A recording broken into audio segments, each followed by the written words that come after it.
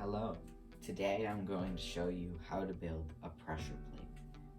Now, here are all the parts you're going to need. Probably some copper tape, two pieces of cardboard, a spring, a battery pack, a buzzer, looks like this, and some Velcro. I think the copper tape will be optional, but we'll see. So first, what you're gonna do is you're going to need to assemble the buzzer alarm system. Also, this pressure plate, it doesn't necessarily have to be a buzzer. You could set it up to anything really. All you really need is one output, and you could do thousands of things with that. But I'm gonna use a buzzer. So this is how it's gonna work. I have my battery pack here. There's an extra wire soldered onto this, but it doesn't really matter. You also need an extra wire. So you're gonna solder the buzzer onto one end with an extra wire coming off that end, coming off the other end of the buzzer.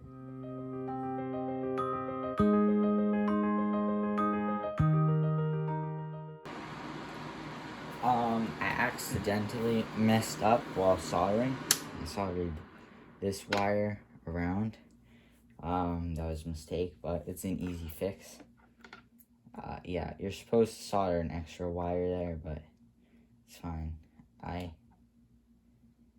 can just cut it here, and now we're fixed. So, now that your circuit is complete, it should look like this. Your battery pack connected to the buzzer, connected to a wire, and then your other wire just hanging off like this. And so now we're going to construct the other part, which would be the non-electric parts. So get your two pieces of cardboard and your spring, and I'm going to just tape that spring on there in a moment, and I'm also going to apply the pieces of Velcro.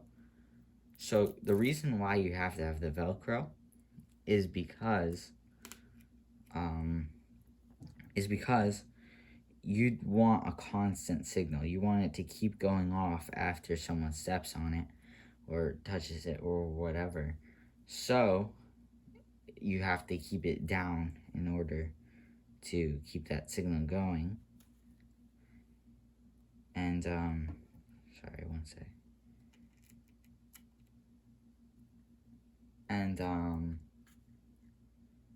yeah, so once someone presses down, alright, that I used the wrong piece of Velcro, but when someone presses down, the Velcro is gonna hold it together. So I'm gonna tape this spring on, get the other Velcro piece on, and then I'll resume. Alright, I got my spring on there, but the Velcro didn't work out, so I'm using double-sided tape. So now you're going to take your electrical contraption here, and you're going to want to tape either end on the same spot, but on different plates or pieces of cardboard. And you can use this copper tape, and once you tape them on, once you tape them on, then you will have basically completed the pressure plate, and you'll just need to put both sides together, and it should work. Alright, now everything's in place. We just have to put the two pads together like this. Let me just check. Alright, and now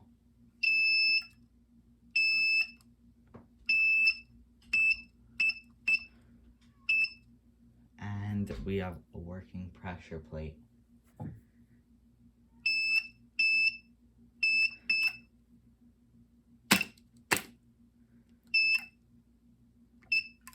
And so if you want to keep the signal constant, you should probably add some Velcro or magnets, so that way when you press it, it stays down and you get a constant signal and the signal doesn't stop. But unfortunately, my Velcro is all messed up, so. Alright, that's all for today's video. Pretty cool contraption.